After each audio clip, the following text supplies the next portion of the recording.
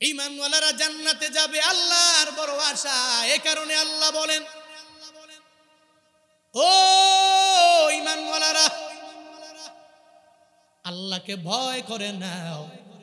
ওই রবের যারা ভয় করবে, ভয় করার মতো যারা ভয় করবে, ওরা এমন ঈমানওয়ালা হবে, এরা মিথ্যা বলবে না, গীবত করবে না, মানুষের দুশ্চর্চা এরা করতে পারবে না, কোনো অন্যায়ের দ্বারা সংগঠিত হবে না, কোনো বড় অপরাধের দ্বারা সংগঠিত হবে না। যতগুলো ভালো কাজ আছে ওই বান্দার দ্বারা হয়ে যাবে। ও মানুষের সাথে অন্যায় ব্যবহার করবে না, মানুষের উপর জুলুম করবে না, নির্যাতন করবে না, কারণ তার অন্তরে আছে দুনিয়াতে কেউ দেখে না, একজন তো দেখে, চিল্লা বলো তার না। আল্লাহ পাক আমায় দেখে, এই চিন্তা নিয়ে নিয়ে বান্দা আল্লাহকে ভয় করবে। আল্লাহ পাক জানায় দেয়, এই ঈমানওয়ালারা, এক নম্বরে তুই আমি আল্লাহকে ভয় করার মতো ভয় করবি। এখন যদি মনের মধ্যে অটোমেটিক বান্দার প্রশ্ন জেগে যায়, আল্লাহ পাক বারবার আল্লাহকে ভয় করার জন্য কেন আল্লাহ বলে? আল্লাহ কি ভয়ঙ্কর নাকি? আল্লাহ কেন বারবার বলে আমি আল্লাহকে ভয় করো? যেই ব্যক্তি অনেক বড় ধরনের ভয়ঙ্কর হয়ে যায়, তারে মানুষ দেখলেই ভয় করে, কারণ তার ভিতরে দয়া মায়ার কোনো ছাপ নাই। আমগো এলাকার মধ্যে মাঝে মাঝে দেখবেন সন্ত্রাস যারা, এত পরিমাণ সন্ত্রাসী চেহারা তার হয়ে যায়, ছোট্ট বাচ্চারা ওর চেহারা দেখলে অটোমেটিক চোখের পানি ফেলায় কান্না শুরু করে দেয়।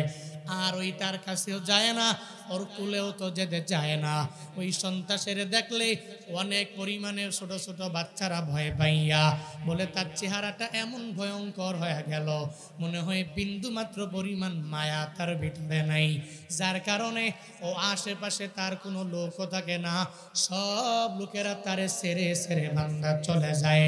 এত ভয়ঙ্কর হওয়ার কারণে এর আশেপাশে কোনো লোকের চিহ্নও খুঁজে পাওয়া যায় না। আল্লাহ পাক জানায় দেয়, তুই আমি আল্লাহকে ভয় করে না। আল্লাহ কেন এই বান্দাকে বারবার বারবার বলে তুই আমি আল্লাহকে ভয় করো, ভয় করো, ভয় করো? তাহলে আল্লাহ কি ভয়ঙ্কর নাকি? বলে না না, আল্লাহ ভয়ঙ্কর না, আল্লাহ ভয়ঙ্কর না। এই ব্যাপারে মুফাসসিরিনে কেরাম দুইটা ব্যাখ্যা দিয়া দিলেন। আল্লাহ কি ভয়ঙ্কর নাকি, আল্লাহ কেন বারবার বলে ভয় করার জন্যে? এক নম্বরে ব্যাখ্যা, আল্লাহ ভয়ঙ্কর না, আল্লাহ যে জানায়া দিলেন আমি মাওলাকে তুই ভয় করে নাও, এর মানে আমি আল্লাহকে ভয় করা লাগবে না। আমি আল্লাহর কঠিন আযাবের ভয় তোর অন্তরে তুই ঢুকাও। আমি আল্লাহকে ভয় করা লাগবে না। আমি মাওলার আযাব কত বড়, যেই আযাব সহ্য করার মতো ক্ষমতা কারো নাই। আসেনি? ওই আযাব সেও সহ্য করতে পারবে না। সাধারণ দুনিয়ার আগুন যেই বান্দাগুলো সহ্য করতে পারে না, এরা কেমনে ওই মাওলার কঠিন ভয়াবহ আযাব এরা কেমনে সহ্য করবে? পারবে না। কারণ জাহান্নামের আগুন তো বান্দা দুনিয়া সাধারণ তোমার চুলার আগুনের মতো এমনটা না, এত ভয়ঙ্কর আগুন, যেই আগুনের ব্যাপারে কত স্পষ্ট হাদিসের মাধ্যমে মদিনাওয়ালা নবী জানায়া দিলেন। একটা হাদিসে ওই জাহান্নামের আগুনের বর্ণনা দিতে যাইয়া আমার নবী জানায়া দিয়েছে, ও কিদা আলান্নারি আলফা সানাতিন হাত্তা ইবিওয়াদ্দাত সুম্মা ও কিদা আলাইহা আলফা সানাতিন হাত্তা ইহমাররাত সুম্মা ও কিদা আলাইহা আলফা সানাতিন হাত্তা ইসওয়াদ্দাত ফাহিয়া সাউদা মুসলিমা। মদিনাওয়ালা নবী জানাইছে ওই জাহান্নামের আগুনটা এত পরিমাণ ভয়ঙ্কর, আল্লাহ বান্দাদের জন্য আমার মাওলা বানাইলেন। ওই জাহান্নামের আগুনের আল্লাহ পাক আদেশ দিয়া দেয়, ও আমার ফেরেশতারা যাও যাও, ওই জাহান্নামের আগুনের 1000 বছর তোমরা জ্বালায়া দাও। যখন আল্লাহর আদেশ পাইয়া জাহান্নামের আগুনকে জ্বালানো হলো। 1000 বছর জ্বলল, তখন এটা সাদা আকার ধারণ করে ফেললো। এরপরে আল্লাহ পাক কয় এই 1000 বছর জ্বালাইলে হবে না, হবে না। হ্যাঁ ফেরেশতারা, ওই জাহান্নামে যাও, ওই জাহান্নামে যাইয়া আবার ওই জাহান্নামের আগুন রে 1000 বছর জ্বালাও। যখন আবার গজবের ফেরেশতারা যাইয়া ওই জাহান্নামের আগুনটা আবার 1000 বছর জ্বালাইলেন। 1000 বছর জ্বালানোর পরে নবী বলেন হাত্তা ইহমার রাত, ওই জাহান্নামের আগুনটা লাল হয়ে গেল। এরপরে আল্লাহ বলেন ফেরেশতারা হবে না, এই বান্দাদের এই 2000 বছর জ্বালাইলে হবে না, হবে না। ওই জাহান্নামে যাও, আর জাহান্নামের আগুন আবারও তোমরা 1000 বছর প্রজ্বলিত করায় আনবো। সুম্মা উকিদা আলাইহা আলফা সানাতিন হাত্তা ইসওয়াদ্দাত। মদিনাওয়ালা নবী বলেন ও উম্মতের দল, ওই জাহান্নামের আগুন আল্লাহ পাকের আদেশ পাইয়া গজবের ফেরেশতারা এত পরিমাণে জ্বালাইলো, জ্বালাইতে জ্বালাইতে একটা পর্যায়ে এটা কালো হয়ে গেল, কালো হয়ে গেল। নবী বলেন ফাহিয়া সাউদা ও মুসলিমা, ওই জাহান্নামের আগুন এখন অন্ধকারাচ্ছন্ন কালো হালতের মধ্যে আছে। এমন কালো আগুন যেই অন্ধকারের কারণে একটা মানুষ আর একটা মানুষের পর্যন্ত দেখবে না। এত পরিমাণ কালো, এত পরিমাণ আগুনের পাওয়ার। বলে বান্দা দুনিয়ার সাধারণ কোনো আগুনের মতো না, আগুনের মতো না। ওই আগুনের এত পাওয়ার, যেই আগুনে বান্দাগুলো পরিপূর্ণ ভুনা হয়ে যাবে। আবার আল্লাহ আদেশ দিবে, এরপরে বান্দাকে আবার আকৃতি দেওয়া হবে, আবার জ্বালানো হবে, বান্দা আবার ভুনা হয়ে যাবে। আবার আল্লাহ বলবে ও বান্দা আবার তুই আবার আগের মতো হয়ে যাও, আবার বান্দা আগের মতো হয়ে যাবে। ওই জাহান্নামের আগুন এতটা ভয়ঙ্কর, বান্দা মাঝে মাঝে জাহান্নামের বয়ান শুনলে বোঝা যাবে। ওই জাহান্নামের বয়ানের ব্যাপারে কত বক্তারা বয়ান করে, ইউটিউবে আছে না নাই? আসেনি? বয়ানের অভাব নাই। হুজুরেরা কি সুন্দর করে করে বয়ান করে। ও বান্দারে, এই জাহান্নামের আগুন সহ্য করার মতো ক্ষমতা বান্দা তোমার মাঝে নাই, আমি বক্তার মাঝে নাই, দুনিয়ার কেউ এই আগুন সহ্য করতে পারবে না। এজন্যই তো আল্লাহ কয় তুই চলার পথে আমি রবকে ভয় করার প্রয়োজন নাই। আমি রবের আযাবের ভয় তোর অন্তরের মধ্যে বান্দা তুই ঢুকাও। যে আযাব ইন্না আযাবি লাশদীদ, যেই আযাবের ব্যাপারে আল্লাহ পাক নিজেই জানায়া দিলেন কঠিন আযাব। যেই আযাবের চাইতে বড় আর আযাব হতে পারে না, যেই আগুনের চাইতে আরো কোনো পাওয়ারওয়ালা আগুন দুনিয়ায় নাই। আল্লাহ পাক জানায়া দিলেন ও বান্দা তুই আমি আল্লাহকে ভয় করো। এর মানে হলো আল্লাহকে ভয় করা লাগবে না, আল্লাহর আযাবের ভয় তোর অন্তরের মধ্যে তুই ঢুকাও। একটা ব্যাখ্যা, আল্লাহ কি ভয়ঙ্কর নাকি? বলে না, না আল্লাহ ভয়ঙ্কর না। আল্লাহ যে জানায়া দিলেন ভয় করার জন্য, ভয় করো, এর মানে আল্লাহর আযাবের ভয় বান্দা তুমি অন্তরে ঢুকায়া দাও। মুফাসসিরিনে কেরাম বলেন এই গেল 1 নাম্বার, আল্লাহ কি ভয়ঙ্কর নাকি? বলে না, না। 2 নম্বরে ব্যাখ্যা হলো মুফাসসিরিরা জানায়া দেয় আল্লাহ যে জানায়া দিলেন আল্লাহকে বারবার ভয় করার জন্য আল্লাহ কেন বলে? এটা বলার কারণ হলো বলে আল্লাহর যেরকম দয়া ওই পরিমাণ রাগ নিয়ে নিয়ে নিয়ে আমার মাওলা চলে। আল্লাহর যেরকম দয়া আছে ওই পরিমাণ মাঝে মাঝে আমার মাওলা রাগান্বিত হয়ে যায়। তবে সবার জন্য দয়ালু হয় না, সবার জন্য আমার মাওলা রাগান্বিত হয় না। মাঝে মাঝে দেখবেন কিছু কিছু বান্দারা গুনাহ করে করে আমার মাওলার দরবারে ফিরে আসে। এদের জন্য আমার মাওলা পরিপূর্ণ দয়াবান হয়ে যায়। বান্দার গুনাহগুলো যত পরিমাণ বড় হয়ে যাক না কেন, যখনই তাওবা করে আমার মাওলার দরবারে বান্দা ফিরে আসে, আল্লাহ তখন কয় গোলাম আমি আল্লাহ জিন্দেগীর গুনাহগুলোকে ক্ষমা করে দিয়া দিলাম। আবার মাঝে মাঝে কত বেঈমানেরা এই সমাজে অভাব নাই, যেই বান্দাগুলো আমার মাওলারে পর্যন্ত মানে না, দুর্নীতির সর্বোচ্চ মাকামের মধ্যে পর্যন্ত বান্দা পৌঁছে যায়, আল্লাহকে মানতে চায় না, ওই নবীর সুন্নতটাও মানে না, কোরআন হাদিসের কোন আমলটা যেই বান্দাগুলো করে না, এদের বেলা আল্লাহ দয়ালু না, এদের বেলা আল্লাহ কয় আমি তোর বেলা রাগান্বিত হয়ে গেলাম বান্দারে, তখন আমি আল্লাহ পশ্চিমকালেও আর তোর জন্য ভালো থাকতে পারি না। ফেরাউন এত বড় ক্ষমতা পাইয়া ফেরাউন নিজেই আমার মাওলাকে অস্বীকার করে বসলো, বলতে লাগলো এ লোকেরা তোমরা যে আল্লাহরে মানো ওই আল্লাহরে মানা বাদ দিয়া দাও, আমি ফেরাউন এত বড় ইলা তোমাদের, আমি ইলারে তোমরা মেনে নাও। নমরুদ এত বড় পাওয়া, ও আমার লোকেরা তোমরা যেই আল্লাহরে মানো ওই আল্লাহরে মানার দরকার নাই, আমি নমরুদের তোমরা মেনে নাও। আবু জাহাল, উতবা, সাহেবা, মুগিরা এরা আল্লাহকে না মানিয়া আমার নবীরে পর্যন্ত এত পরিমাণ আঘাত এরা দিয়া দিল।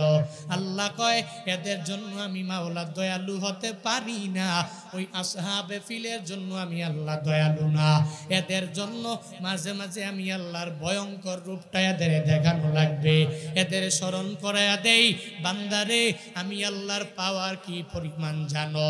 লিল্লাহি মা ফিস সামাওয়াতি ওয়া মা ফিল আরদ ওয়া ইন তুবদু মা ফি আনফুসিকুম আও তুকফুহু ইউহাসিবকুম বিহিল্লাহ।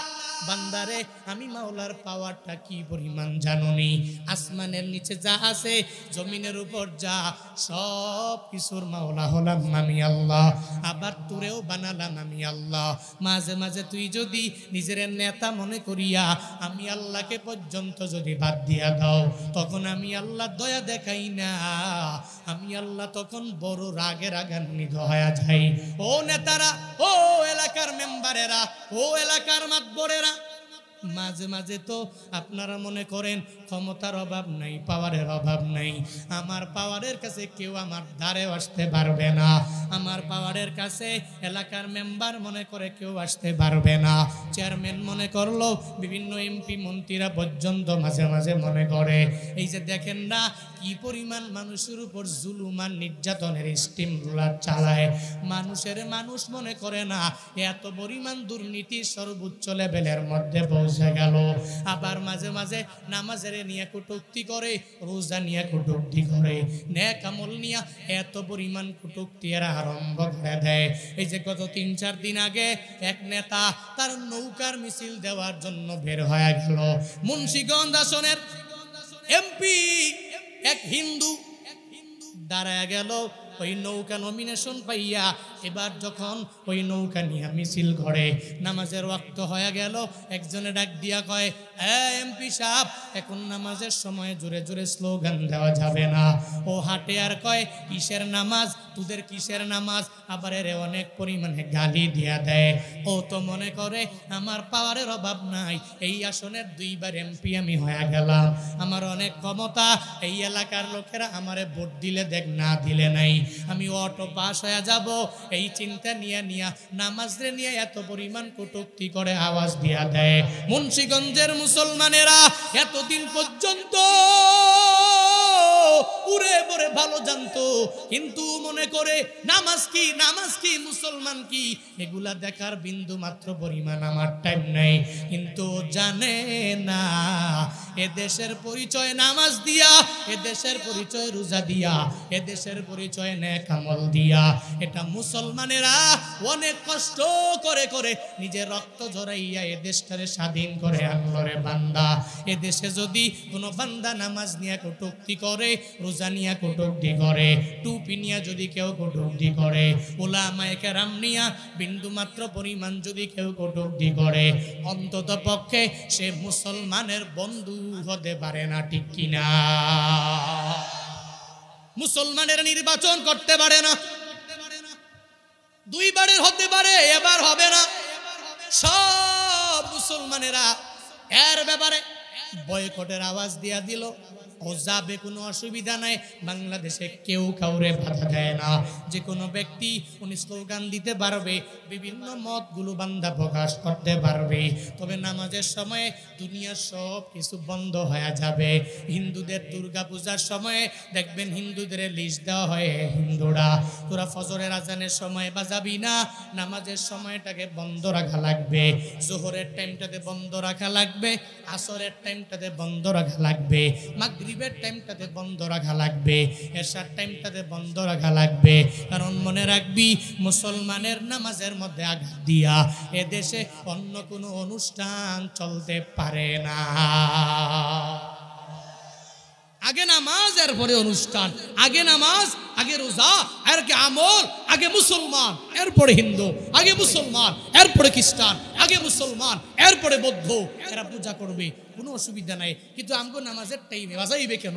নামাজের টাইমে বাজাইবে না, এরা এদের পূজা করবে, আমরাও মুসলমানের সন্তানেরা বাধা দিব না, আরো সর্বোচ্চ লেভেলের সেফটি যা দেওয়ার এদেরকে দিব। কিন্তু দুই দলের মাঝে তাতে কোনো বিপদ না হয়, কোনো কিছু সৃষ্টি না হয়। আমগো নামাজের সময় এরা যেরকম বাধা দিবে না, আমরাও গিয়া দুর্গা পূজায় বাধা দিব না। কিন্তু নেতা নিজের লিডার মনে করে, পাওয়ারফুল মনে করে, যদি মনে করে আমার ক্ষমতা অনেক বেশি, পাওয়ার অনেক বেশি, তোদের কিসের নামাজ, আগে আমার স্লোগান, এরপরে নামাজ, ওই নেতা পশ্চিমকালেও কোনো মুসলমানের বন্ধু হতে পারে না। পারে? মুসলমানের বন্ধু হবে তো আরেক মুসলমান, হিন্দু কেন বন্ধু হবে? কিন্তু আমরা তো এখন হিন্দুরই বন্ধু বানালাম, হিন্দুই আমাদের সব, এই হিন্দুরে খাওয়াইলাম, হিন্দুর সাথে একসাথে বসে প্লেটে বসে খাবার খাইলাম, এই হিন্দুরে মোহাব্বত করি, ভালোবাসি। আরে কি মোহাব্বত! কই মাঝে মাঝে মুসলমানের দোকান থেকে আমি খরচ করি না, হিন্দুর দোকান থেকে খরচ করি, কারণ হিন্দুর আচরণ খুব ভালো। এরকম কিছু মুসলমান নিজেকে মুসলিম দাবি করে হিন্দুদের সাথে উঠা বসা, হিন্দুদের সাথে চলাফেরা, হিন্দুদের সাথে হাঁটে যাওয়া, হিন্দুদের সাথে বন্ধুত্ব সৃষ্টি করা, বন্ধন তৈরি করা, এমন কিছু মুসলিম সমাজে আছে না নাই? অথচ মুসলমানেরা, হ্যাঁ যুবকরা, স্কুলে পড়ো, কলেজে পড়ো, ভার্সিটিতে পড়ো, অসুবিধা নাই, সাবধান, ওখানে তোমার হিন্দু বন্ধু আছে। কিন্তু হিন্দু বন্ধু থাকলেই মুসলমান বন্ধু বাদ দিয়ে হিন্দুর সাথে চলাফেরা, বন্ধু কইছে বন্ধুর দুর্গা পূজায় যাওয়ার জন্য, দুর্গা পূজায় গিয়ে প্রসাদ খাওয়া, সাবধান, এটা কোনো মুসলিমের দ্বারা মানায় না। ইন্নামাল মুশরিকুনা নাজাসুন, যারা দুনিয়াতে শিরিক করে, এই মুশরিকরা, এরা অপবিত্র। আর এই অপবিত্র জায়গায় যে অপবিত্র প্লেট দিয়ে অপবিত্র খাবার তুমি তোমার পবিত্র পেটের মধ্যে ঢুকাইয়া আল্লাহকে বারবার ডাকো, বারবার ডাকো, এটা আসমানের নিচে থাকবে, আরশে মুআল্লা পর্যন্ত যাবে না। ঠিক কিনা? ঠিক কিনা? তুমি মুসলমান, তোমার গায়রত আছে, তোমার ব্যক্তিত্ব আছে, তুমি পাওয়ারফুল মানুষ, তুমি ব্যক্তিত্ব নিয়ে চলবে, তোমার এত পরিমাণ ব্যক্তিত্ব হবে যে আমি কেন হিন্দুর সাথে খাবো? হিন্দু কি কোনো সময় আমার ঈদের সময় আমার ঘরে এসে সেমাই খাইছে? এই বলেন খাইছে? আমি যে এলাকায় বসবাস করি, আমার নিজের এলাকায় হিন্দুর অভাব নাই, অনেক হিন্দু।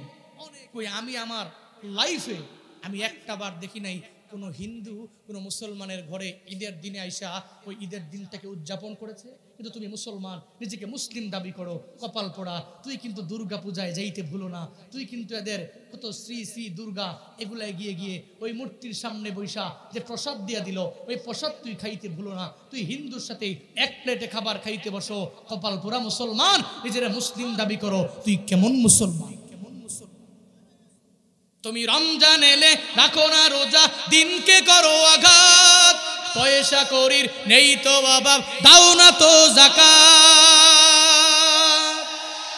তুমি ইমানদারির বড়াই করো, নেই তোমার ইমান, ইমানদারির বড়াই করো, নেই তোমার ইমান। তুমি কেমন মুসলমান, তুমি কেমন মুসলমান, কেমন মুসলমান, তুমি কেমন মুসলমান? তুমি সুদের টাকায় প্রাসাদে গড়ো, ঘুষও ছাড়ো না, দিন দুঃখী না খেয়ে মরে খবর রাখো না। তুমি ঘুষ খেয়েও বিচার করো, সাজিয়া প্রধান, ঘুষ খেয়েও বিচার করো, সাজিয়া প্রধান। তুমি কেমন মুসলমান, তুমি কেমন মুসলমান, কেমন মুসলমান তুমি, কেমন মুসলমান। তুমি নবীর উম্মত দাবি করো, সুন্নাহ মানো না, নবীর অপমানে তোমার হৃদয় কাঁদে না। তুমি বিজাতীয় সংস্কৃতিতে সপেছো পরাণ, বিজাতীয় সংস্কৃতিতে সপেছো পরাণ। তুমি কেমন মুসলমান, তুমি কেমন মুসলমান, কেমন মুসলমান তুমি, কেমন মুসলমান। নামাজের সাথে নাই পরিচয়, মানো না কোরআন, নামাজের সাথে নাই পরিচয়, মানো না কোরআন। তুমি কেমন মুসলমান, তুমি কেমন মুসলমান, কেমন মুসলমান তুমি, কেমন মুসলমান। ঠিক কি না? মুসলমান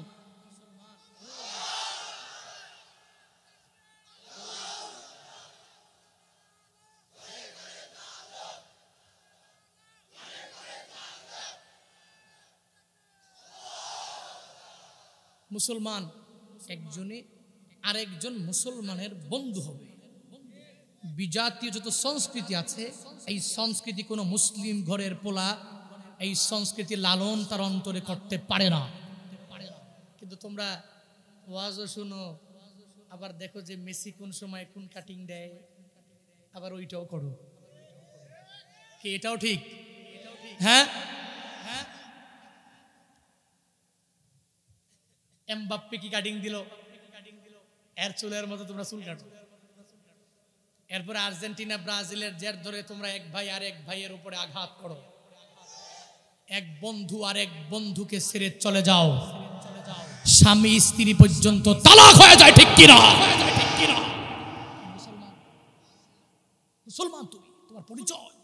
আরে ভাই, তোমার তো ব্যক্তিত্ব আছে, তোমার ব্যাকগ্রাউন্ডে একজন আল্লাহ আছে, পয়গাম্বর আছে, তোমার ব্যাকগ্রাউন্ডে তো তোমার একটা ধর্ম আছে। তুমি চলার পথে উল্টাপাল্টা চলবা, উল্টাপাল্টা চুল কাটবা। তুমি তোমার ধর্মটা কি হিন্দু ধর্মের মতো মনে করেছো?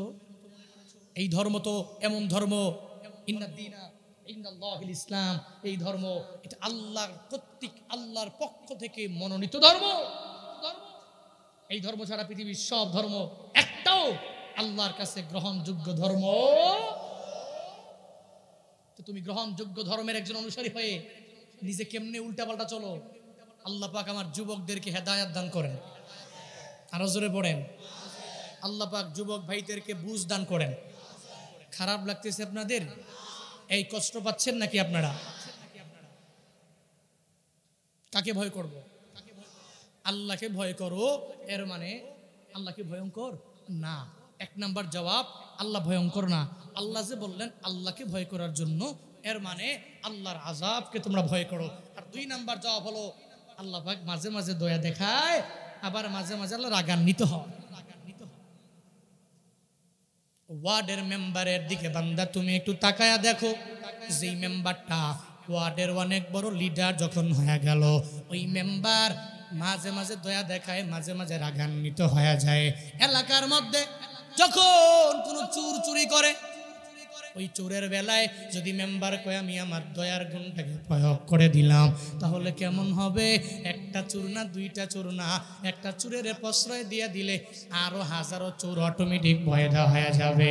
একটা ডাকাতের যদি সাইরা দাও, অটোমেটিক ডাকাতগুলো বেড়ে যাবে। এলাকার মাতবরেরা এরা দয়ার গুণ নিয়ে চলবে, আবার রাগের গুণটা নিয়েও চলা লাগবে। যখন এলাকার মধ্যে সন্ত্রাস বেড়ে যাবে, দুর্নীতি বেড়ে যাবে, কোনো চাঁদাবাজ বের হয়ে যাবে, একটা মানুষ আরেকটা মানুষের উপর যখন জুলুম করবে, তখন ওই মেম্বার দয়ার গুণ দেখাবে না। তখন এমন পরিমাণ রাগ সে হয়ে যাবে, ওই সন্ত্রাসটাকে দুনিয়া থেকে বিদায় করে দেওয়ার জন্য সব কিছু সে করবে। বিন্দু থেকে বিন্দু মাত্র পরিমাণ তখন দয়ার গুণটা বান্দা প্রয়োগ করবে না। কিন্তু সমাজের মধ্যে যখন ইমামেরা, খতিবেরা যখন কোনো ভালো কাজগুলো যখন এরা করবে, তখন মেম্বার মেম্বারটা ইমামের যায় সাপোর্ট দিয়া দিবে, ইমামের মন দিয়া দিয়া ভালোবাসবে। এলাকার মেম্বারের দুইটা গুণ, এক নম্বরে দয়া আর এক নম্বরে রাগ। চেয়ারম্যানের দুইটা গুণ, এক নম্বরে দয়া আর একটা হলো রাগ। এমপির দুইটা গুণ, একটা দয়ার গুণ আর একটা হলো রাগের গুণ। ও বান্দারা, দুনিয়াতে যদি মেম্বার ওয়ার্ডের নেতা হওয়ার পরে মেম্বারের যদি দুইটা গুণ লাগে, আর যিনি চেয়ারম্যান হয়ে গেল, ওই চেয়ারম্যান যদি তার ইউনিয়নের নেতা হওয়ার কারণে দুইটা গুণে গুণান্বিত হওয়া লাগে, মেম্বার অফ পার্লামেন্ট উনি ওনার উপজেলার নেতা হওয়ার পরে যদি দুইটা গুণে গুণান্বিত হওয়া লাগে, বাংলাদেশের প্রধানমন্ত্রী হওয়ার পরে যদি দুইটা গুণে যদি গুণান্বিত হওয়া লাগে, আমার মাওলা কত পরিমাণ বড় লিডার রে বান্দা। আমার মাওলা তো আসমান আর জমিনের মালিক। ওই রবের দুইটা গুণ কেন থাকবে না? আল্লাহ পাক দুইটা গুণ নিয়ে বান্দা চলে। এক নম্বরে দয়ার গুণ, দুই নম্বরে আমার মাওলার রাগের গুণ। তবে তুমি চলার পথে ওই মাওলার রাগের রোশানলে পড়বা না, দয়ার গুণটার রোশানলে বান্দা পড়ে যাবা। আল্লাহর পক্ষ থেকে কেমনে দয়ার গুণটাকে গ্রহণ করা লাগবে? ও বান্দারে, তুমি গুনাহ করে করে করে করে অন্যায় করে করে অপরাধ করে করে নিজেরে অনেক বড় অপরাধী মনে করবা না। আমার মাওলার দরবারে বান্দা তুমি ফিরে যাবা। এই গুনাহের জন্য চোখের পানি ফালাইয়া মাওলার দরবারে কান্না করবা। তোমার গুনাহ বড়, আমার মাওলা তোমার গুনার চাইতেও দয়ার পরিমাণটারে এত পরিমাণ বাড়াইয়া দিলেন রে গোলামেরা। আল্লাহ পাক মাঝে মাঝে পৃথিবী যত বড় বড় গুনাহ করনেওয়ালা ওই নাফরমানকে পর্যন্ত আমার মাওলা ক্ষমা করে দেয়। শুনে নাও কেমন ক্ষমা আমার মাওলা করে দেয়। নবীজির জামানায় এক যুবক, ওই যুবকটা এক জায়গায় বসে বসে চোখের পানি ফালায়া ফালায়া বারবার কান্না করে। হযরতে ওমরে ফারুকে আজম, আমার নবীর সাহাবী, আশারায়ে মুবাশশারাদের মধ্যে দ্বিতীয় নাম্বার, নবীর দরবারে যাওয়ার জন্য রওনা করলেন। যাওয়ার পথে তাকায়া দেখে এক যুবক হাউমাউ করে কান্না করে। ওই যুবকের কান্না দেখে ওমরে ফারুকে আজমের চোখ দিয়ে অটোমেটিক পানি চলে আসে। এবার ওমরে ফারুক ওই চোখের পানি ছেড়ে দেয় আর জানায়া দেয়, যুবক তুই কেন কান্না করো? কান্না করার মানেটা কি? জুয়ানকালে তো কেউ কান্না করতে পারে না, কিন্তু তুই কেন বারবার কান্না করো? এই কথা বলার পরে যুবক ওমরে ফারুকের জানায়া দে, ওমর রে, আমি এত বড় গুনাহ করেছি যেই গুনাহ আমার মাওলা ক্ষমা করবে না, যার কারণে ওই গুনাহের দিকে কর্ণপাত করে করে আমি চোখের পানি ফেলায় কান্না করি। ওমরে ফারুক বলে, ও যুবক, তোর গুনাহের কথা আমায় তুই বলো। ও বলে, না না ওমর রে, আমার গুনাহের কথা আমি তোরে বলবো না। যখন বলবে না, বারবার বলবে না, ওমরে ফারুক নবীর দরবারে রওনা হয়ে গেলেন। চোখের পানি মুছতে মুছতে যখন নবীর সামনে গিয়া হাজির হয়ে গেলেন, নবী আমার বলে, ও আমার সাহাবী ওমর, তুমি তো কান্না করো না, তুমি আমার এমন সাহাবী কেউ তোমারে আঘাত করতে পারে না রে ওমর, তুমি কেন চোখের পানি ফালায়া ফালায়া আমি নবীর দরবারে কান্না করো? ওমরে ফারুক ডেকে বলে, ও পয়গম্বর, আপনার দরবারে আসার সময় আমি তাকায়া দেখি এক যুবক হাউমাউ করে করে কান্না করে। ওর কান্না দেখে আমি আমার নিজের কান্নাটা পর্যন্ত ধরে রাখতে পারি নাই। নবী গো, এর কান্না এত পরিমাণ কান্না, ও গড়ায়া গড়ায়া পর্যন্ত কান্না করে। নবী আমার ডেকে বলে, ও ওমর, যুবক কেন কান্না করে? বলে, আমার জানা নাই। বলে, যুবকের দরবারে যাও, ওই যুবকের দইরা আমি নবীর দরবারে নিয়ে আসো। নবী যখন ওমরে ফারুকের ওই যুবকের আনার জন্য আদেশ দিয়া দিলেন, যুবকরে দইরা আমার নবীর সামনে যখন নিয়ে আসা হলো, নবী আমার ডেকে বলে, যুবকরে তুই নাকি গড়ায়া গড়ায়া গড়ায়া গড়ায়া কান্না করো, কেন কান্না করো? যুবক আমার নবীরে ডেকে বলে, নবী গো, আমি এত বড় গুনাহ করেছি, আমার গুনাহ আমার মাওলা ক্ষমা করবে না, করবে না, করবে না। এই চিন্তা নিয়া নিয়া আমি চোখের পানি ফালায়া ফালায়া কান্না করি গো নবী। নবী আমার ডেকে বলে, ও যুবক, তোর গুনাহ কি এত বড়? কি গুনাহ তুই করেছো? আমার মাওলার আরশ বড় নাকি তোর গুনাহ বড়? তখন যুবক আমার নবীরে জানায়া দেয়, নবী গো, ও নবী গো, আমার গুনাহ এত বড়, আল্লাহর আরশের চাইতেও আমার গুনাহের পরিমাণ বড়। আমার আল্লাহর আসমান বড় নাকি তোর গুনাহ বড়? ওই যুবক জানায়া দেয়, ও নবী আমার গুনাহ এত বড়, আমার মাওলার আসমানের চাইতেও আমার গুনাহ এত বড়। যখন বারবার নবীকে বলে, ও নবী আমার গুনাহটা ছোট না, অনেক পরিমাণ বড়। নবী আমার তাকে বলে, যুবক তাহলে তুই হত্যা করেছ? বলে না না নবী, আমি কাউকে হত্যা করি নাই গো নবী। ও যুবক রে, তাহলে তুই কি শিরিক করেছ? বলে না না আমি শিরিক করি নাই। তাহলে কুফরি করেছো? বলে না না নবী আমার, আমি নিজে কুফরি করি নাই। তাহলে কি গুনাহ করেছো? যুবক চোখের পানি ফালাইয়া আমার নবীরে জানায়া দেয়, ও পয়গম্বর আমার, আমি এত বড় গুনাহগার পাপী, এই এলাকার যত লাশ ওই কবরগুলো আমি খনন করে ঘরে ঘরে, একটা মানুষের যখন কবরের মধ্যে দাফন করে দেওয়া হয়, আমি কবরে ঢুকি আর ওই কবর থেকে ওই লাশের দাফন কার্য করলো যেই কাপড় দিয়া, ওই কাপড়টা নিয়া আমি কবর থেকে উঠে নিয়ে বাজারে বিক্রি করি, আর ওই বাজারে বিক্রি করে আমি জীবিকা নির্বাহ করি। আমি এই গুনাহটা অনেক মাস যাবত কন্টিনিউ যখন করতে লাগলাম, আজ থেকে কয়েকদিন আগে আমি এক কবরের মধ্যে ঢুকলাম। ওই কবরে ঢুইকা দেখি এক যুবতীর লাশ। ওই যুবতীর দেখে আমি আমার নিজেকে পর্যন্ত ধরে রাখতে পারলাম না গো নবী। ওই যুবতীর লাশ দেখে আমার মনটা এমন হয়ে গেল যে যুবতীর সাথে আমার একটু কবরে জেনা করা লাগবে। ওই সময় আল্লাহ কি আমারে দেখে, এই চিন্তা আমার মাঝে নাই। আমি ওই যুবতী মেয়ের সাথে আমি তার কাফনটাকে যখন খুলে ফেললাম, সে উলঙ্গ হয়ে গেল। আমি কবরের মধ্যে ওর সাথে জেনার কাজের মধ্যে লিপ্ত হয়ে গেলাম।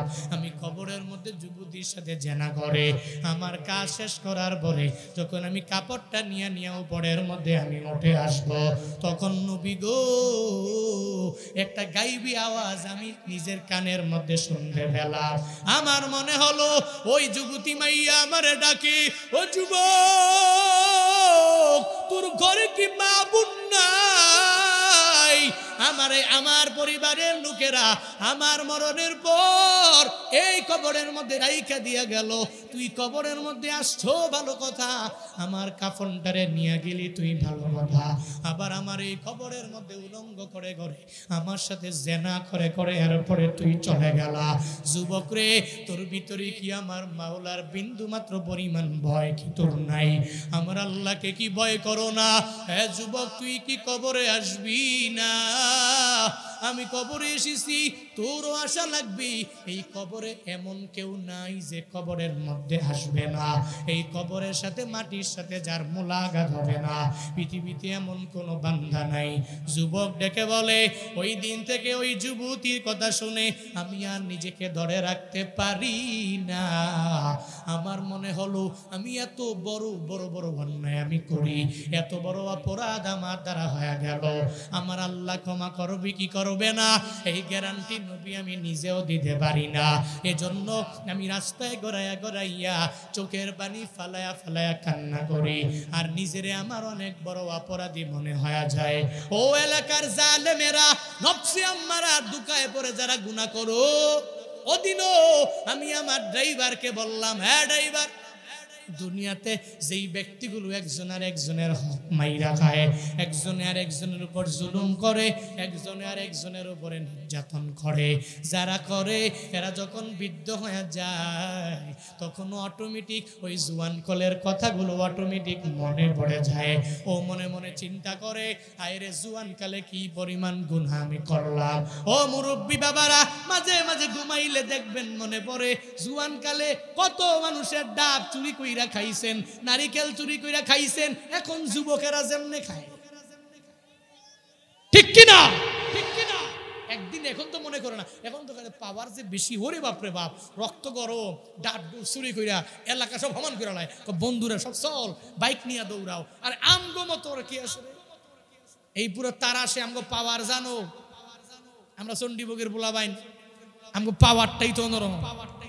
এই পাওয়ার নিয়ে ক্ষমতা নিয়ে দৌড়ায় ও, কিন্তু জুয়ান কালে টের পাবে না, কিন্তু একটা সময় যখন দুর্বল হবে কিন্তু সে টের পাবে, আরে কি গুনাহ করলাম, কি অপরাধ করলাম, আরে মানুষের হক নষ্ট করলাম, আরে মানুষের সাথে কি অন্যায় আচরণ করলাম, আরে মানুষের সাথে কি খারাপ ব্যবহার করলাম। ওদিন আফসোস করবে, কিন্তু ওদিন আফসোস করলেও কোনো ফায়দা হবে না, কারণ বৃদ্ধ বয়সে বারবার বারবার বারবার অনেক মানুষের কাছে ক্ষমা চাইতে মন চাইবে, কিন্তু যার কাছে ক্ষমা চাইবে ওই ব্যক্তি তো দুনিয়া থেকে বিদায় হয়ে গেল।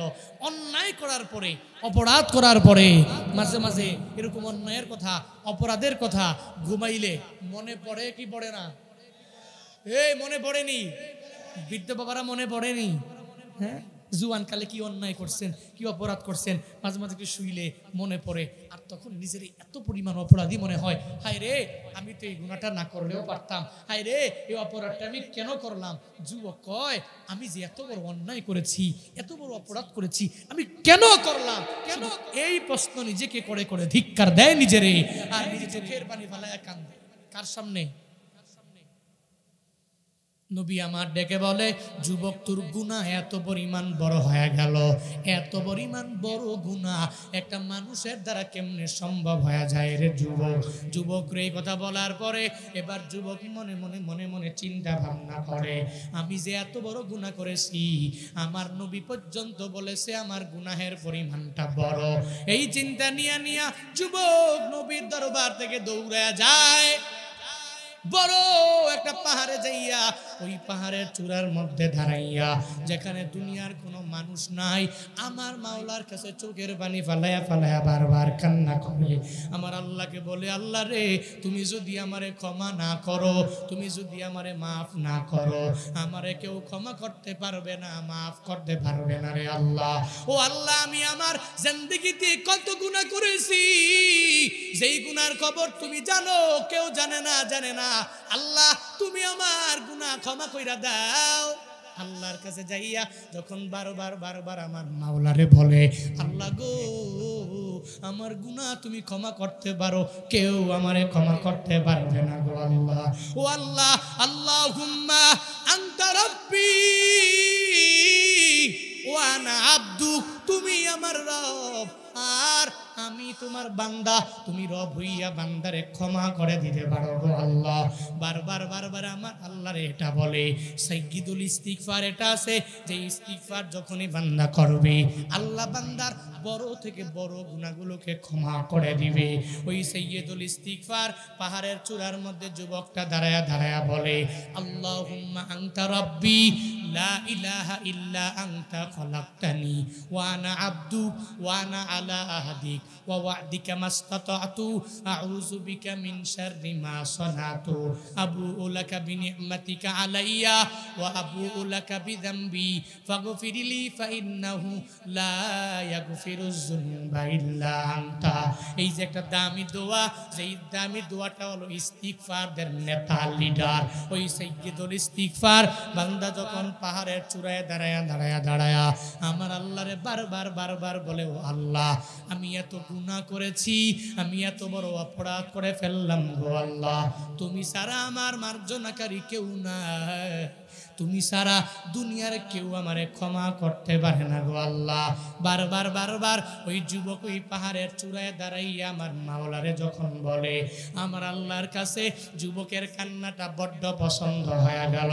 আল্লাহ পাক জানায়া দেয়, ও ফেরেশতারে আমার নবীর কাছে যাও, ওই নবীর কাছে গিয়া জানাও, দুইটা প্রশ্ন করবা, এরপরে ওই যুবকের ক্ষমার ব্যাপারে জানায়া দিবা।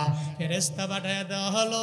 আয়েশা জিবরাইল নবীরে কয়, ও নবী আমার, আপনি বলেন এই বিশাল আসমান আর জমিন কে বানাইছেন? আমার নবী জানায়া দিলে, এই আসমান আর জমিন দুনিয়ার কেউ বানায় নাই, একজন বানাইছে, চিল্লায়া বলো তার নাম। কে বানাইছে? নবী আমার জানায়া দেয়, ও জিবরাইল আসমান আর জমিন আল্লাহ বানাইছেন, কেউ বানায় নাই। শুনো রে জিবরাইল, আসমান আর জমিন আমার মাওলা বানাইছেন। এবার জিবরাইল আমার নবীরে জানায়া দেন, নবী গো, এই আসমানের নিচে জমিনের উপরে যত মাখলুকাত দুনিয়ার মধ্যে আছে, এই মাখলুকাতের রিজিকের ব্যবস্থা কে করবে? নবী গো আপনি জানায়া দেন। নবী বলে, আল্লাহ ছাড়া এই রিজিকের ব্যবস্থা দুনিয়ার কোনো মানুষ করতে পারবে না, দুনিয়ার কোনো ব্যক্তিরা এই রিজিকের ব্যবস্থা করতে পারবে না। এবার সঙ্গে সঙ্গে জিবরাইল আমার নবীরে জানায়া দেয়, নবী আমার, যে আল্লাহ আসমান বানাইলেন, যে আমার মাওলা জমিনটারে বানাইলেন, যে আমার মাওলা সব মানুষের রিজিকের ব্যবস্থাটা পর্যন্ত আমার মাওলা করেন, ওই আল্লাহ কি একটা বান্দারে ক্ষমা করে জান্নাতের মধ্যে দিতে পারবে না? আমার মাওলার দয়া এত, ও নবী গো, ওই যুবকের আপনার দরবার থেকে আপনি ফিরাইয়া দেওয়ার পরে ওই যুবক পাহাড়ের চূড়ায় দাঁড়াইয়া আমার আল্লাহরে এত পরিমাণ জোরে জোরে বান্দা ডাক দিল, আমার মাওলার কাছে বড্ড পছন্দ হয়ে গেল। জিবরাইল আমি এসেছি নবী গো, যেই যুবকের আপনি ফিরাইয়া দিছেন, ওই যুবক পাহাড়ের চূড়ায় গিয়া দাঁড়াইয়া আমার মাওলাকে এত পরিমাণ আল্লাহ বলে ডাক দিয়েছে, আমার মাওলার কাছে যুবকের কান্নাটা বড্ড পছন্দ হয়ে গেছে। আর আমার মাওলা তার গুনাহ যদিও বড়, আল্লাহর দয়ার কাছে গুনাহ পাক বলেছেন, তুই আমার রাগের গুণটারে বাদ দাও, দয়ার গুণটাকে গ্রহণ করা যাবে কিভাবে? ওইভাবে তুই নেক আমল করো। এক নম্বরে আদেশ, ভয় করব কাকে? আরো জোরে বলেন, কাকে ভয় করব? এক, আল্লাহকে ভয় করব। এর মানে আল্লাহ পাকের কঠিন থেকে কঠিন ভয়াবহ আযাবের ব্যাপারে আল্লাহকে ভয় করব। দুই নাম্বার, ওয়াকুনু মা'আস সাদিকিন, যারা সত্যবাদী, যারা ভালো মানুষ, যারা সৎবান, এই ব্যক্তিগুলোকে চলার পথে নিজের বন্ধু বানাবো। ভালো মানুষের বন্ধু বানাইবা যুবকরা, এমন বন্ধু বানায়ও না যেই বন্ধু তোমারে মাদক দ্রব্য সেবন করা শিখাবে। এমন বন্ধু তোরা বানাবি না যেই বন্ধু বিড়ি টান দিয়ে কেমনে শিখাবে। এমন বন্ধু বানাবি না যেই বন্ধু কয় তোর তো টাকা পয়সার অভাব নাই, তোর বাপ দাদার তো অনেক জমি জমা, অনেক টাকা পয়সা, চল না আমি দুইটা মাইয়ার সাথে প্রেম করি, চল দুইজনে মিললে দুইটা বাইক কিনি, বাইক কিনে একটা আইফোন কিনা, টুটু কোম্পানি ম্যানেজারের মতো ঘুরি আর ঘুইরা ঘুরে মাইয়ার সাথে প্রেম করি। এমন কোন যুবক তোরা তোমাদের বন্ধু বানাবা না। এসে বন্ধু না, সে তোমার শত্রু, ঠিক কিনা? ঠিক কিনা? বন্ধু হতে পারে। নিজেকে চলার পথে একজন সৎ কর্মশীল, একজন ভালো মানুষ, একজন সত্যবাদী, একজন ভালো মানুষ, একজন মুমিন, একজন নামাজি, একজন আল্লাহওয়ালা, ওরে তোমরা চলার পথে বন্ধু বানাইও। আদেশটা কার? আরো জোরে বলেন। আল্লাহ হায়াতে বাঁচায় রাখলে কুনু মা'আস সাদিকিন, এই কথার উপরে বিস্তর কিছু কথা আল্লাহ যদি হায়াতে বাঁচায়। 17 ফেব্রুয়ারি, হ্যাঁ, কই জানি গ্রামের নাম, হ্যাঁ নাম ভুলে গেলাম নাকি আমি, হ্যাঁ বিলাসপুর দারুল উলুম হিফজুল কোরআন মাদ্রাসা। আমি 17 ফেব্রুয়ারি আল্লাহ যদি হায়াতে বাঁচায় ওদিন আমি আসবো, সবাই যাবেন, মনে মনে করে দিবেন আমারে, কুনু মা'আস সাদিকিনের তাফসীর করব। আল্লাহ পাক আমাকে আপনাদের সবাইকে ওই মাহফিলে আসার তৌফিক দান করেন, সকলে পড়ি আমিন। আল্লাহ পাক এই মাহফিল থেকে আমরা শিক্ষা নিব, চলার পথে এক, আল্লাহকে ভয় করব, ভয় করার মতো ভয় করব। আল্লাহ কি ভয়ঙ্কর? কয় না। দুইটা জবাব, এক নম্বরে আল্লাহকে ভয় করা মানে আল্লাহর আযাবকে ভয় করা, আর দুই নাম্বার আল্লাহ পাকের দুইটা গুণ, এক নম্বরে দয়া, আরেক নম্বরে রাগ। মাঝে মাঝে কারো জন্য দয়া দেখায়, মাঝে মাঝে কারো জন্য আল্লাহ পাক রাগের গুণটাকে প্রয়োগ করে। আমরা চলার পথে আল্লাহ পাকের দয়ার গুণটা কেমনে পাবো এই চিন্তা নিয়ে চলবো। আল্লাহ পাক রব্বুল আলামিন আমাদের প্রত্যেককে এই গুণে গুণান্বিত হওয়ার তৌফিক দান করেন, সকলে পড়ি আমিন। বলবো একটু বস।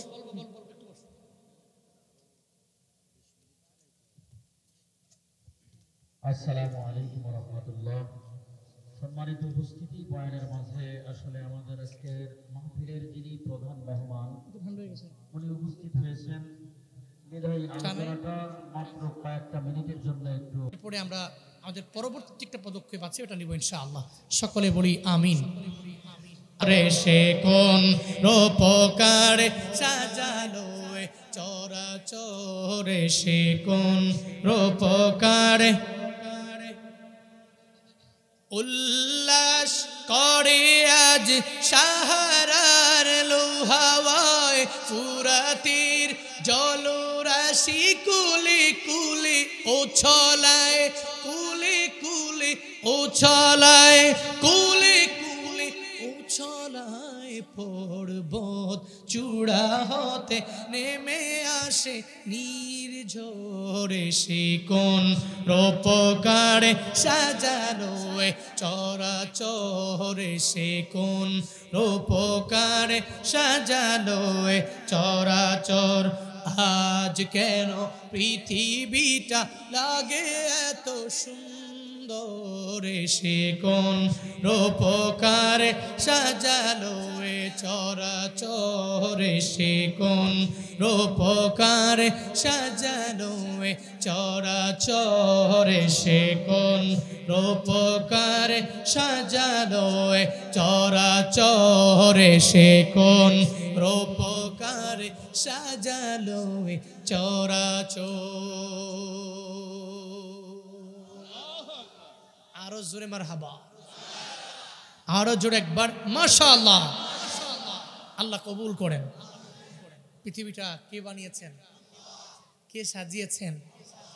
এই মালদ্বীপ কি সুন্দর, থাইল্যান্ড হ্যাঁ মানুষ বানাইছে। আমগো সাজেক সাজেক, এই যুবকরা নাম শুনো নাই? তোমাকে প্রাণের জায়গা খাগড়াছড়ি সাজেক কি সুন্দর নাকি? ভালো লাগে না? কক্সবাজার যুবকদের আরো বেশি ভালো লাগার জায়গা। বন্ধুদেরকে লয়ে লয়ে বাইক রেডি কর, একটা ট্যুর আছে। হ্যাঁ বাইক লাভাররা তো মোটামুটি এই ট্যুর পাইলে তো মাথা গরম, সব দূরে। সেন্ট মার্টিন বাংলাদেশের এক দ্বীপ ইউনিয়ন, সুন্দর না? এরপরে বরিশালের কুয়াকাটা সি বিচ, সুন্দর না? সুন্দর। এগুলোর নাম শুনলে ভালো লাগে। দুনিয়ার কোনো মানুষ বানিয়েছেন? কে বানিয়েছেন? আরো জোরে বলেন। আল্লাহ বানিয়েছেন। এজন্য বনে বনে ফুটে ফুল করে পাখি কলরব। এই সব কিছু, এই ফুল, এই ফল, এই পাখির কলতান, সব কিছু কার দান? আরো জোরে বলেন কার দান? এই আল্লাহকে চিনবা যুবকরা। হ্যাঁ আজকে থেকে তোমরা 5 ওয়াক্ত নামাজ পড়বা। খালি আমারে মোহাব্বত করো এতটুকু হবে না, নামাজ পড়া লাগবে। 5 ওয়াক্ত নামাজ পড়বো আজ থেকে যুবকরা। জীবনে খুব চেষ্টা করে করে অনেক বড় বড় কাজ করছো, কিন্তু নামাজ চেষ্টা করে এখন শুরু করো নাই। কে কে পারবেন যুবকরা এখন নিয়ত করবেন, হুজুর আমি আমার জিন্দেগিতে চলার পথে আজকে থেকে আমি 5 ওয়াক্ত নামাজ বা জামাতে আদায় করার সর্বোচ্চ ট্রাই করব। কে কে পারবা? আমাকে না, আল্লাহকে দেখার লক্ষ্যে দুটো হাত তুলে দেখায়া দাও। লিল্লাহি তাকবীর। আল্লাহ তুমি যুবকদের দিকে তাকায়া দেখো, যুবকরা নিয়ত করছে আজকে থেকে তুমি তাদের প্রত্যেককে 5 ওয়াক্ত নামাজি বানাও।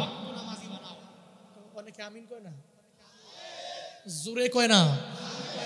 কি আমিন কইলে কি ডর আছে? হ্যাঁ ভয় লাগবে। অনেকে মনে করে হুজুর যদি আমিন কই আর যদি কবুল হয় তাহলে তো এই ঠান্ডা বানিয়ে দিয়ে উজু বানিয়ে ফজর পড়তে হবে। আর আমি তো ফজর পড়ার মতো পাবলিক না, কারণ ফজরের আগে 1 ঘন্টা আগে আমি ঘুমাই। অনেক যুবকরা 4টা বাজে 5টা বাজে ঘুমায়, মোবাইল টিপতে টিপতে টিপতে।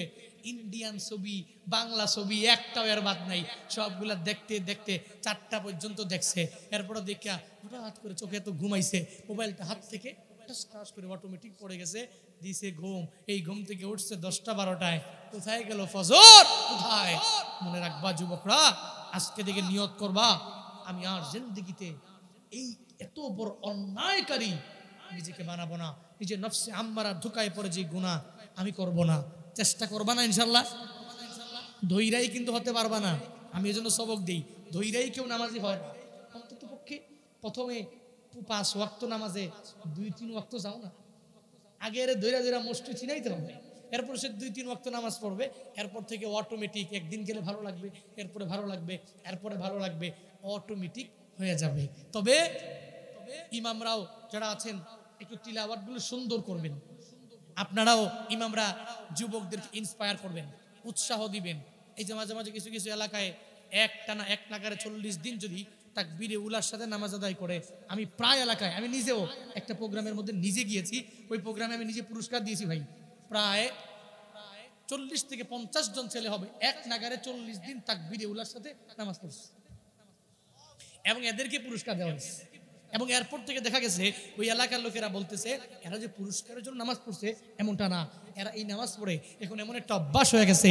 ওই যুবকদের মুখের বাণী ওরা নিজেরাই বলেছে, হুজুর 40 দিন একটানা তাকবীর ওর সাথে নামাজ পড়ার কারণে আমার লাইফে এমন একটা চেঞ্জিং এসেছে, এখন নামাজের কথা মনে পড়লেই আমি দৌড় দিয়া মসজিদে, আজান দিলে দৌড় দিয়া মসজিদে, ওই যে একটা ধান্দা 40 দিন এক নাগারে মসজিদে গেছি, এখন খালি নামাজ পড়তেই মন চায়, এখন আর মসজিদ ছাড়তে মন চায় না। চিল্লা কও মারহাবা, আরো জোরে কও মারহাবা। এরকম ব্যবস্থা করবেন। আর ইমামেরা একটু সুন্দর করে এদেরকে নিয়ে নিয়ে সুন্দর তিলাওয়াত করবেন আব্দুর রহমান আস-সুদাইসির মতো। আলহামদুলিল্লাহি রাব্বিল আলামিন আর রহমানির রহিম মালিকি ইয়াউমিদ্দিন إياك نعبد وإياك نستعين اهدنا الصراط المستقيم صراط الذين أنعمت عليهم غير المغضوب عليهم ولا الضالين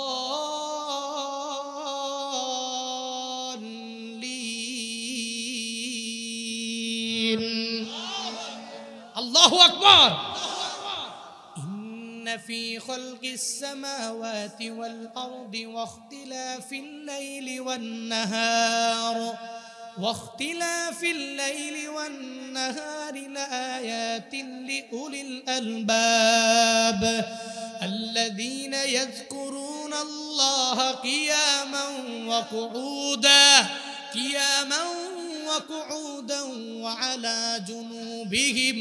وعلى جنوبهم ويتفكرون في خلق السماوات والأرض ربنا ما خلقت هذا باطلا سبحانك فقنا عذاب النار ربنا إنك من تدخل النار فقد أخزيته وما للظالمين من أنصار ربنا إننا سمعنا مناديا ينادي للإيمان أن آمنوا بربكم فآمنا ربنا فاغفر لنا ذنوبنا وكفر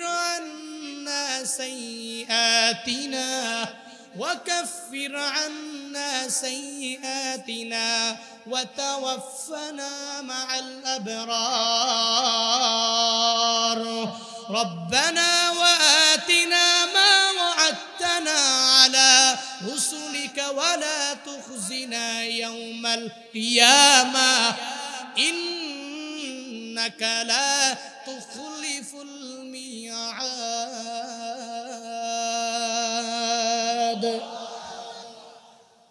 আব্দুর রহমান আস-সুদাইসি তিলাওয়াতের ভক্ত একজন। আমি প্রায় প্রতি রমজানগুলো ওমরায় কাটাই বাইতুল্লাহ। কেন? আমি ওনার পিছনে একটু নামাজ পড়ি, ওনার তিলাওয়াত শুনে নিজের মনটাকে শান্ত করি। এই তিলাওয়াতে এত মজা। এখন তো একটু মুরব্বী হয়ে গেছে, কিন্তু আগের তিলাওয়াতগুলো আরো হিট ছিল। আল্লাহ পাক আল্লাহর এই বান্দাকে ইসলামের জন্য কবুল করেছেন। বাইতুল্লাহর ইমাম মিয়া, কত মানুষ এদের নিয়ে কত কথা, কিন্তু আমি মনে মনে কই তুমি তো সোমরা তুমি বাংলাদেশে আসো, কই আসো, কি করো না করো। কোন হাদিস আছে বাইতুল্লাহর ইমাম যিনি, পৃথিবীর যত বড় পাওয়ারফুল কোন মুসলিম লিডার হোক না কেন, এ যদি কয় এই বাইতুল্লাহর ইমাম পিছনে নামাজ পড়বো না, এ না পড়লে কোনো কিছুই, অথচ পড়াই লাগবে। কারণ বাইতুল্লাহতে যদি মাথা ফেকেও নামাজ পড়ে অটোমেটিক এর পিছনে অটো নামাজ পড়া যাবে। ইমাম বিশ্ব নেতা, বিশ্বের মুসলিমদের নেতা, সে বাইতুল্লাহ নামাজ পড়ায়। এজন্য বিরোধিতা করবেন না, মোহাব্বত করবেন। তিলাওয়াতগুলো ইমাম যারা আছেন একটু সুন্দর করবেন, সুন্দর করে পড়বেন। যুবকদেরকে কাছে কাছে টেনে টেনে টেনে টেনে নামাজি বানাবেন। আমার এলাকায় যুবকরা খুব অ্যাক্টিভ, এরা নামাজ পড়ে, আমল করে, হুজুর দেখলি খুব মোহাব্বত করে। এরকম এলাকাটাকে এমন একটা সুন্দর করে গুছিয়ে আনবেন, এটা ইমামের দ্বারা সম্ভব। ইমাম পারবে। আমরা বক্তারা তো একদিন আইসি 1 ঘন্টা করে গেছি, কিন্তু ইমাম যারা ওনারা অন্তত পক্ষে যুবক যারা আছেন এদেরকে অনেক কাছে টেনে আনবেন, এদেরকে নামাজি বানাবেন, আল্লাহওয়ালা বানাবেন। আপনাদের উপরেই দায়িত্ব। আল্লাহ পাক ইমামদেরকে এই দায়িত্ব সুন্দর করে পালন করার তৌফিক দান করেন। আমার যুব সমাজকে আল্লাহ পাক হুজুরদের প্রতি যে মহাব্বত, এই যুব সমাজের অন্তরে এই মহাব্বত দিন দিন আর অনেক পরিমাণ বৃদ্ধি করেন। তোমরা উলামায়ে কেরামের মহাব্বত নিয়ে চলবা, যুবকরা দোয়া নিবা, ইমামের কাছে যাবা, খোঁজখবর রাখবা, বিপদে পড়লে এগিয়ে যাবা। আল্লাহ পাক রব্বুল আলামিন আমার মসজিদের আইম্মায়ে মাসাজিদ যারা, মাদ্রাসার আসাতিজায়ে কেরাম যারা উলামায়ে হক্কানীদের লিস্টের মধ্যে আছেন, কওমি মাদারিস আলিয়া হোক, কওমি হোক, যারা হক্কানি লাইনে সুন্দর করে পড়াশোনা করেছেন, আল্লাহ পাক এই উলামায়ে কেরামকে হেফাজত করেন, ভালো রাখেন, সবার সাথে মিল মোহাব্বতে চলার তৌফিক দান করেন। মাদ্রাসা নবীর ঘর। কার ঘর? হ্যাঁ, নবীর ঘর মাদ্রাসা। এখান থেকে কোরআন শিক্ষা হয়। দেখছেন তো সিলেটে মাথার মধ্যে পাগড়ি দিয়ে দিল, অনেকেই বিশেষ বক্তার হাতে লং টাইম ধরে আপনারা দিয়েছেন। বিরক্ত হবেন না। এই এলাকার লোকেরা আমি জানি প্রধান বক্তার হাতে দেওয়ার জন্য অনেকে চুপ করে বসে থাকে, যে প্রধান বক্তা আসবে ওনার বয়ানের পরে ওনার হাতে দিব। কে আছেন মাদ্রাসার জন্য অল্প টাইমের মধ্যে নিজের অ্যাবিলিটি অনুসারে মাদ্রাসার মধ্যে দিবেন? কে আছেন? হুজুর আমি এই টাকাটা, আমার অ্যাবিলিটি আছে, আমি মাদ্রাসায় এতিমরা পড়ে, মাদ্রাসার মধ্যে বিভিন্ন গরিব অসহায় ছাত্র কাঁদে আশিক তোমার, আছো শুয়ে মদিনায় তুমি, ডেকে নাও রওজা তোমার।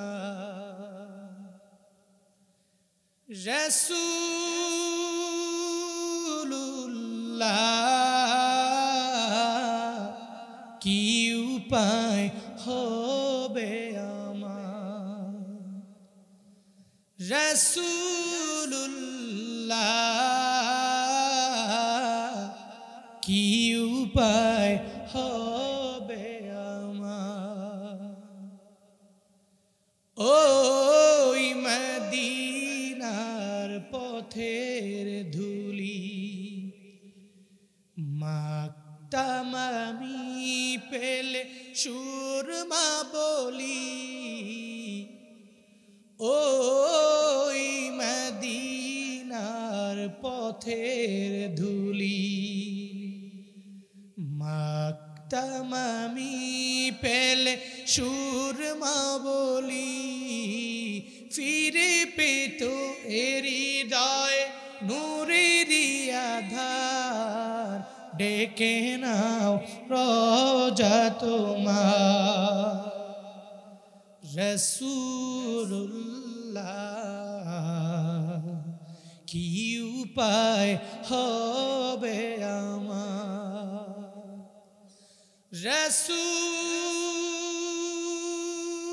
রাসূলুল্লাহ কি উপায় হবে আমার।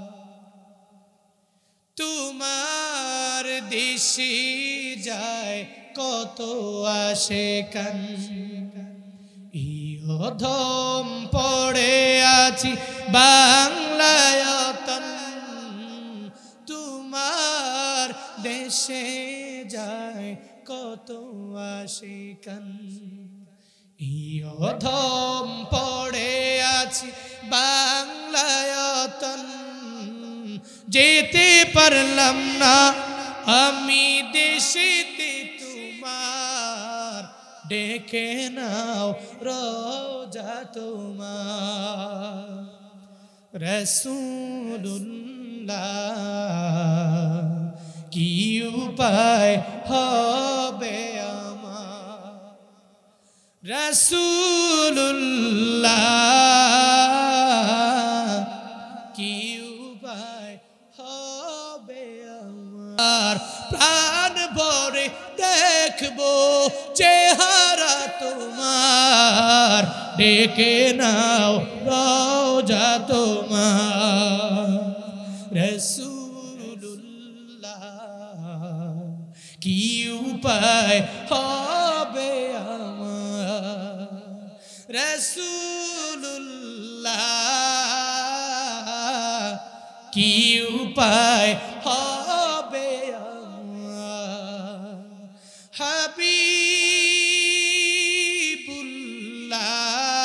হাবিবুল্লাহ কি উপায় হবে